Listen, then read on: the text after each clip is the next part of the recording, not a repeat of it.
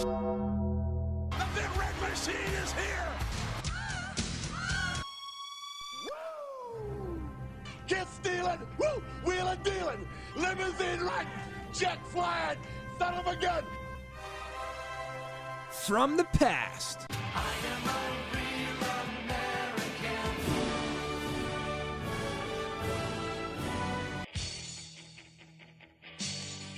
To the present.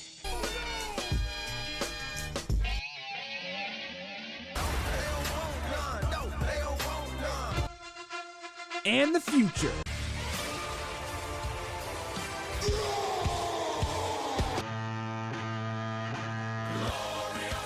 I send you to deletion! You are listening to Penn State's only WWE talk show, Marking Out with Jason Marcus and Matt Freiler. Now, we have a lot to talk about. I mean, this is one of the heaviest seasons of they call it the road to WrestleMania right now, just 11 days out of the Royal Rumble. We have Raw 25 coming up next week. We have the Mixed Match Challenge going on, which was a huge success last night, over 130,000 viewers on Facebook Watch. And we also have a couple different storylines going on with SmackDown and Raw. I believe the one we want to start with is last night's SmackDown Live. Basically a 2-hour show that was dedicated to the semifinals and the finals of the United States Championship tournament that Daniel Bryan announced quite a few weeks ago. Now, Jason, Bobby Roode, one of my favorite wrestlers, I'm a huge Bobby Roode mark, comes out on top, as many expected. Now, the interesting part of this is that, when Jinder Mahal wrestles a match, the WWE Universe always is kind of skeptical about his in-ring ability. He's kind of like that brawler type. But, it seems like when he gets in the ring with like an AJ Styles or a Randy Orton or a Bobby Roode, it definitely makes him look better. I think Jinder gets a lot of crap, and I don't think he deserves as much as he gets. I think Jinder Mahal is completely underrated. The bottom of the line is he is a former world champion, and you can agree with whether or not he deserved the belt or deserves the amount of the push that he's currently getting, but if he couldn't go in the ring, they wouldn't have put the belt on him. And he's proven time and time again that he can go in the ring. He looks the part. His mic skills need some work. But other than that, he looks the part. He can go in the ring. So he's a solid champion. I think that was a good match between him and Bobby Roode. The match he had earlier in the night against Xavier Woods was okay. But I think everyone saw the outcome coming. Yeah, he's got some good heel heat, Jinder Mahal. It was kind of expected that Bobby Roode and Jinder Mahal would be in the finals of the tournament, but it was not expected that it was going to happen. Wait, you weren't expecting Mojo Rawley to take the United States Championship? Well, woo, woo, woo, Zack Ryder, that's a failing character nowadays. But anyway, when you're looking at Bobby Roode, what surprises me about this is here's an NXT call-up, a guy who was NXT champion, but a veteran in many, many years in TNA and around the world. He's like 40 years old. Right, but, just got to the main roster in August, right after the SmackDown after SummerSlam. And Shinsuke Nakamura debuted from NXT, the Raw after WrestleMania, was it? Or it was the SmackDown. Right, SmackDown after WrestleMania. Yeah, I think it was the SmackDown after the TakeOver at WrestleMania. So if you would have told me that Bobby Roode was going to be a main roster champion before Shinsuke Nakamura, I would have said you were nuts. I honestly thought that Shinsuke would be the first one of those two NXT stars to get himself a belt, but that is definitely in the works as he is a favorite, and we'll kind of transition into what we think right now about the Royal Rumble. I think we want to talk a little bit first. Yeah, so obviously the big story coming out of last night was Bobby Roode winning the vacant United States Championship, before we move on a little bit, I want to talk about what is going on with Dolph Ziggler. Is he just completely done with the WWE now, or is this a whole another gimmick where he's coming back at the Rumble just to, get heat? What was that? Yeah, I don't know. They planted these seeds a while ago when they started doing this wacky thing with him coming out and mocking everybody, all these legends, and, part of me thinks Dolph Ziggler actually feels that way, about his actual career. Absolutely. I would agree. But, it's definitely something that he probably personally pitched as a gimmick. But, yeah, I think the reason they have the United States Finals on a SmackDown episode instead of at the Rumble is because there's going to be something. I don't know if it's going to be a title match, but, you don't really have most of the time you'll have a Money in the Bank winner at this point that has something to do with it. Not this year. They kind of ruined that. But you don't think Dolph is legitimately just said, "Hey, thanks for the title, but I don't need the title to prove that how good I am. I'm just gonna let my contract expire and go to Ring of Honor and do my thing there." Man, that's tough. I don't know. I guess we'll see at the Rumble. Yeah. I mean, there's got to be something. I hope he's not gone. I like. No, that. I love. He's such an in-ring talent. Yeah. I just absolutely love his moveset. He's a hard worker. You know, his heel turn maybe didn't go as well as expected. You know, compared to some of the things he's been able to do in the past, but it's the talent's still there, and I love watching Dolph Ziggler. And when he won that triple threat United States title match at Clash of Champions, that was awesome. Yeah. I mean, everyone thought Bobby Roode was going to win that match, and when Ziggler got the pin on Corbin, and then comes and sets the belt down in the middle of the ring and just walks away. I honestly think that as much as I would love to see Dolph Ziggler on my television screen, I actually think this time away is the best thing for him. It's because even if he turned face again, people still love him, but he's not going to be pushed to the top. But you know what they say, absence makes the heart grow fonder. Exactly. So I was just going to say that. Yep. He'll be bigger than ever. But, absolutely. Right. So that was the big news coming out of last night's SmackDown. The other big piece of news circulating around the rumor mill is that a former convicted felon for selling steroids, currently incarcerated, has actually named Roman Reigns as one of his potential clients. Of course, there is no verification on whether or not this is true. It's purely speculation, but Matt, I'll hand it over to you, Matt, for any more information on this breaking story. Yeah, this has been news all over. I mean, you're talking Forbes. I think ESPN may have reported it as well. This guy's name is Richard Rodriguez. He's a jailed steroid distributor. He had a fitness firm called Wellness Fitness Nutrition LLC. That was raided by the DEA last February, and they had been investigating him for a long time. This is a guy who was basically getting drugs manufactured or steroids manufactured in Mexico, having them shipped through different cities. He was running it out of Miami, but it was going on really across the country. And, the quote that Rodriguez said is, Roman Reigns is a very down-to-earth person. However, a situation was involved in which oftentimes you're brought to trials. I was not. I decided to take a plea. However, they disclosed discovery. Discovery is the proof they have against you. One part of the discovery is what's called tried and true statement, which is basically disclosing everybody whom the investigators or people that were investigating you have spoken to with regards to your company, with regards to you. So he's basically explaining why he disclosed that information about Reigns. It is interesting to note that last year, June 2016, Roman Reigns was suspended under WWE's wellness policy, which was it found out just to be Adderall. So not a big deal there. But, yeah, I mean, this is kind of interesting. Yeah, it just adds more uncertainty around Roman Reigns' brand, if anything. I don't honestly foresee it being a huge issue. I think he's still going to go on to main event WrestleMania like he's been planned to for over a year now.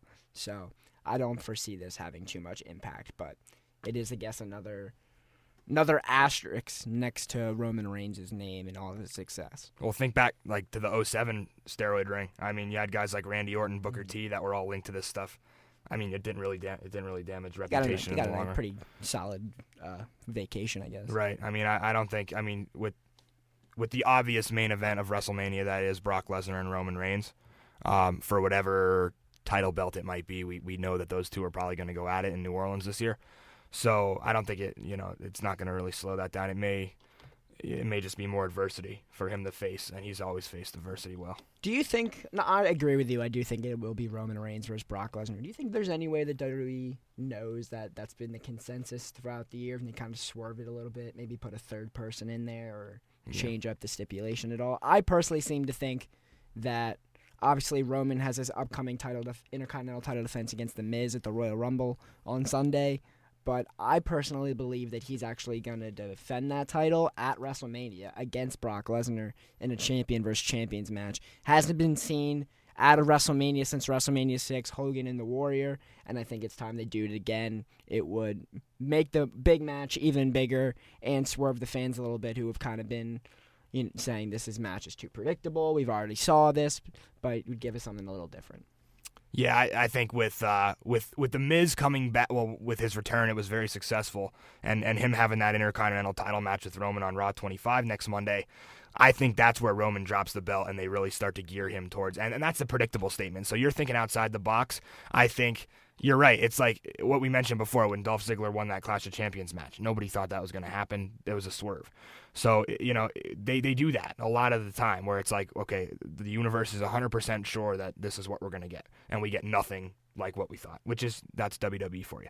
So we're going to take our first short, quick break. We're going to come back. We're going to talk Royal Rumble favorites. We're going to talk Mixed Match Challenge, Finn Balor and Shinsuke Nakamura, also Sasha Banks and Natalya. Last night going at it. We'll recap that a little bit. You're listening to Marking Out with Jason Marcus and Matt Freiler. This summer, the beautiful game is going center stage as 32 nations from around the world compete for the Herald Trophy of being the world's best team. Here, my show, Road to Russia, gets you covered. Here's Honda, shooting opportunity! Keisuke Honda! Japan have liftoff! Tune in on Thursdays from 8 to 9 here on Com Radio.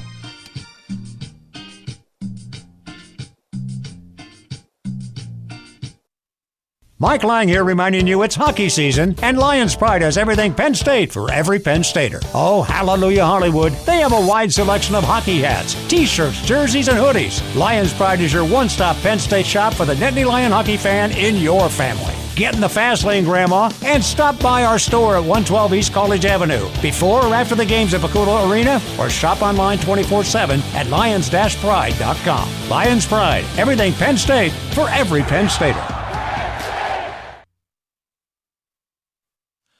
We are stronger, Lions Pride, stand together, blue and white.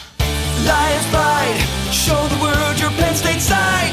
Lions Pride, you live it, you love it, Lions Pride. Oh, reach higher, Lions Pride.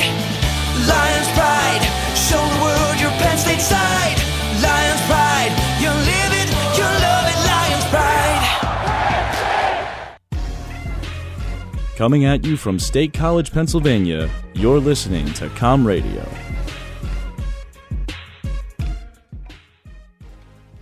Back here now on Marking Out, our first talk show. Off to a pretty good start here. Like we mentioned before, WWE Live coming to State College this weekend. Some of the best Raw superstars going to be featured. And we are very excited about that one. Also to kind of get this show moving in the right direction, we're going to do a lot of things this semester with social media.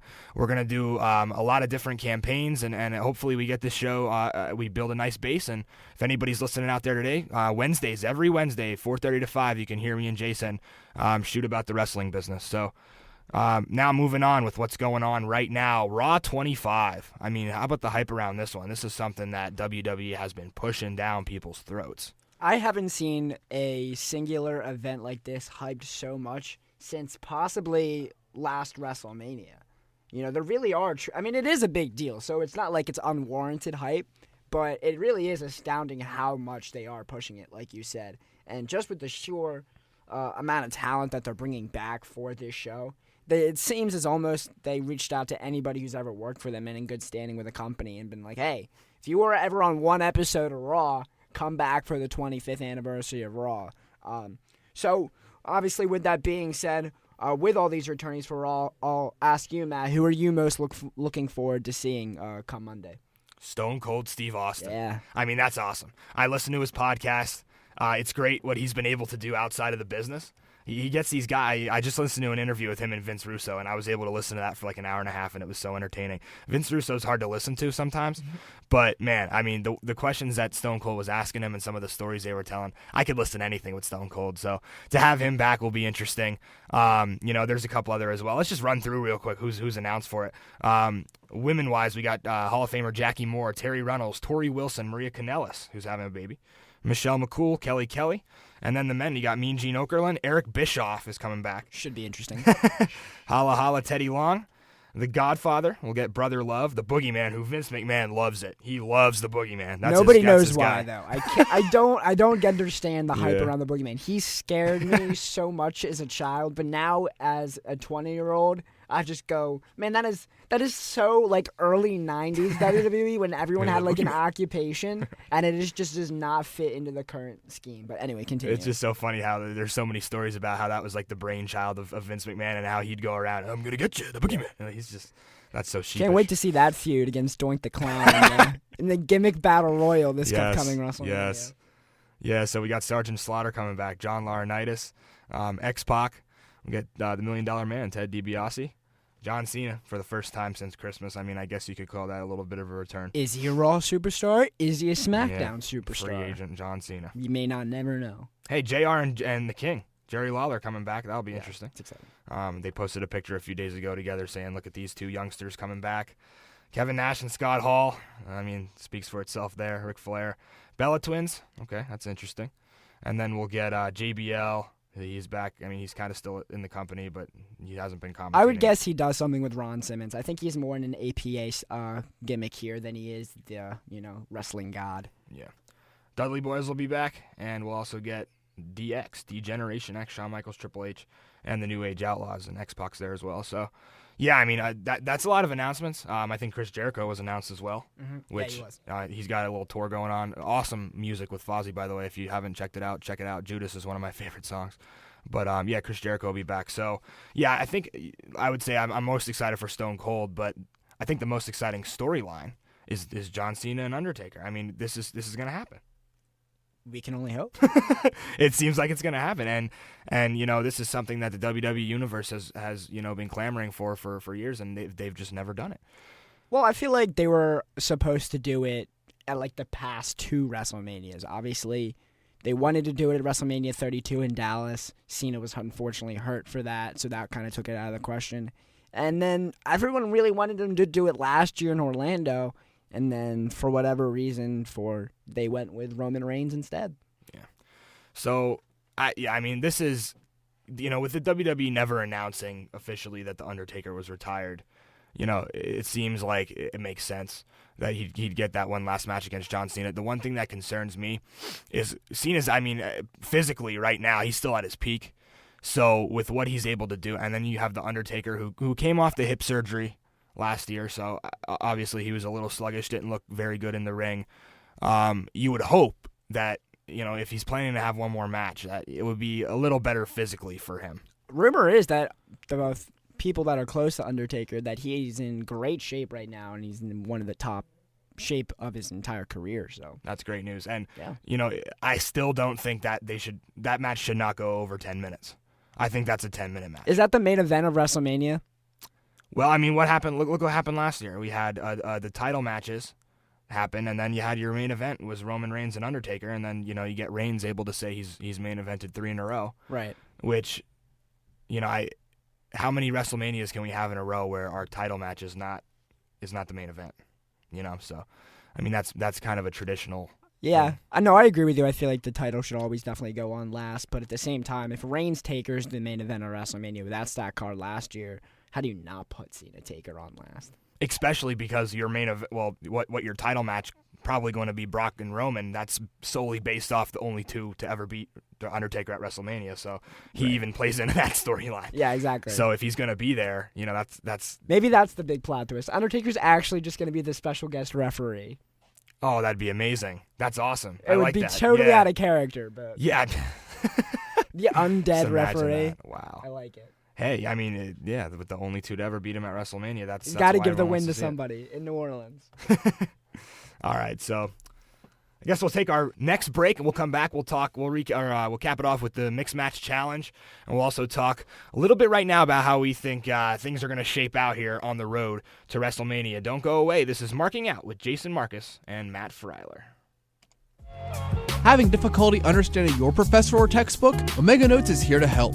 All you have to do is visit OmegaNotes.com, sign up for a free account, and from there you can find your specific course and notes directly related to your exams. You can also use their notebook feature, which allows you to take notes on your computer and access them anytime, anywhere, without having to worry about losing them. You can even upload your notes, set a price, and make money every time someone purchases your notes. Visit OmegaNotes.com and sign up today. You never know with the TV industry. They might be back. Sophia Richie's 19. Yeah. Scott's how old? As promised, we have some celebrity gossip. Gigi Hadid is going to be launching a new makeup line with Maybelline. Here on State It, we're giving you all of the entertainment news you need, plus more. From celebrity gossip to fashion and social media trends, we have it all. I'm Tess Petak, and I'll be joined by my co-host, Jordan Sayopa. Tune in every Wednesday at 6:30. You won't want to miss it. Mike Lang here reminding you it's hockey season, and Lions Pride has everything Penn State for every Penn Stater. Oh, hallelujah, Hollywood. They have a wide selection of hockey hats, T-shirts, jerseys, and hoodies. Lions Pride is your one-stop Penn State shop for the Nittany Lion hockey fan in your family. Get in the fast lane, Grandma, and stop by our store at 112 East College Avenue before or after the games at Paculo Arena, or shop online 24/7 at lions-pride.com. Lions Pride, everything Penn State for every Penn Stater.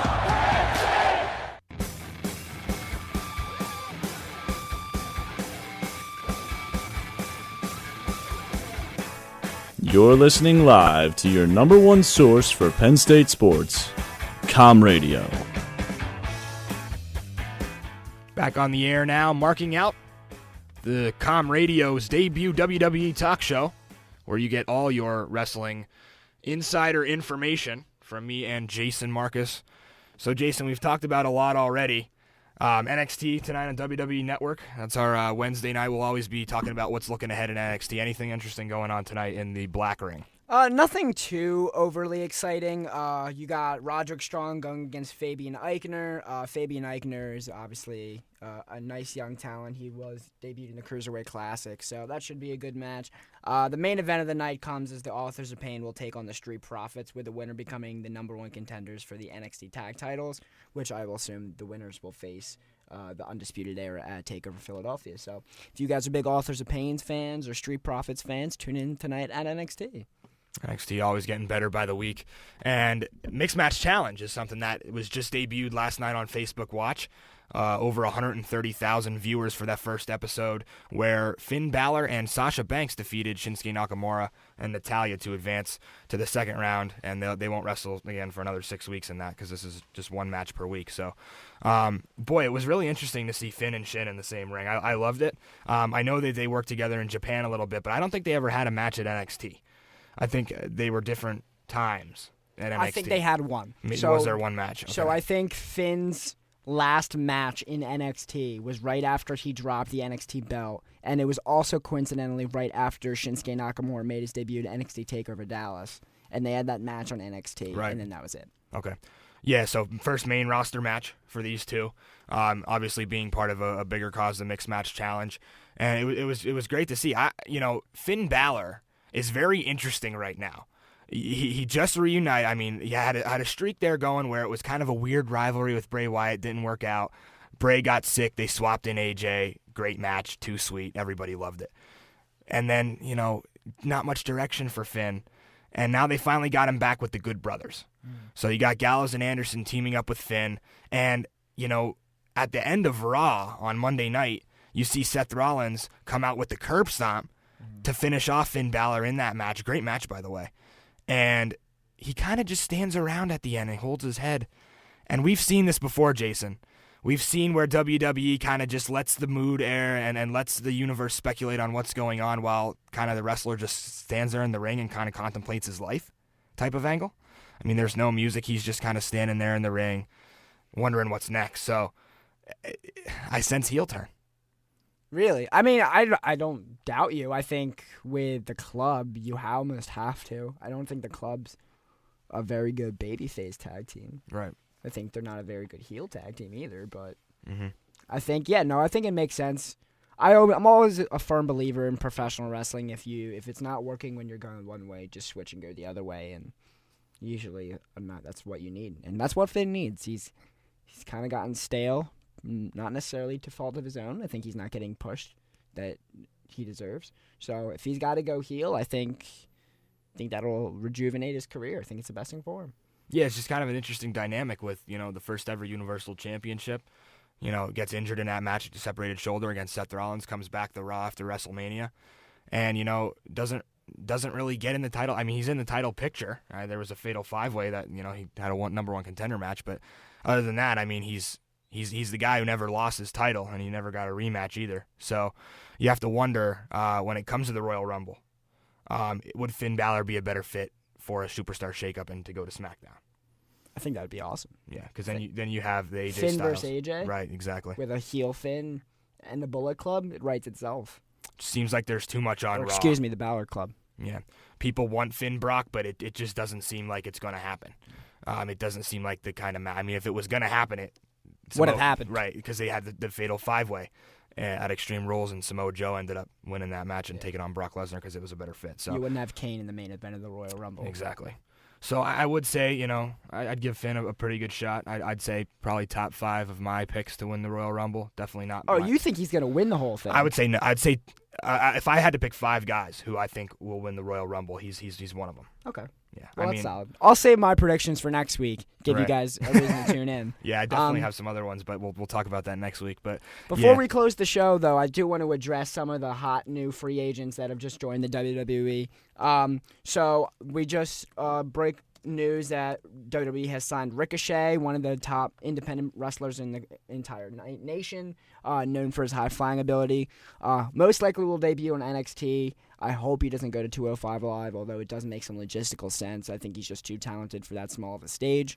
Also, Candice LeRae, one of the top independent female wrestlers in the world, also happens to be married to NXT superstar Johnny Gargano, so expect her to have a big push, I would assume, on NXT. Possibly in the women's the women's Royal Rumble, as well, but probably not because her name's not big enough yet. It wouldn't be a pop at all, and that's the only reason you're gonna debut someone at the Royal Rumble is to get a pop. But possibly someone that you could be looking to sign. Oh, also War Machine independent tag team signed to WWE this week, but someone who hasn't been signed, that there's heavy rumors that he will be going to the WWE very soon, would be Ethan Carter III. One of the biggest talents that TNA, Impact, Global Force, whatever you want to call him, one of the biggest stars that they've had in their company's recent memory. His contract just ran out early per his own request. All signs look to point to him coming back to the WWE, where he worked under Derek Bateman. What do you think about that prospect, Matt? Would you be a fan to see Ethan Carter III back in the WWE ring? Very exciting. I think he's when it goes along with Ricochet. When you have this new talent coming in, it refreshes the roster so much. And you're obviously looking at an NXT start here, but it's nice to see that these guys like that are veterans are coming back at least. I mean, all roads lead to the WWE in the end, so it's nice to see. Even a guy like Rinku Singh, who was signed this week, the $1 million arm. He was a Pirates pitcher for about a year, 6'3", 256, has signed with the WWE Performance Center. So I think we're going to leave our listeners with that. We just had a prospect from baseball come to the WWE. So everybody wants to come there. It just shows you all roads lead to Vince McMahon. So that was our first episode of Marking Out. We covered everything that's going on right now. We will be in attendance on Saturday at the WWE Live event at the Bryce Jordan Center. If any of our listeners will be there, look for us. We'll be handing out flyers for our show. We're very excited to get into that event. First time WWE's back in the Bryce Jordan Center in quite a while, since I've been here at least. So thank you for listening. This is our first episode of Marking Out with Matt Freiler and Jason Marcus.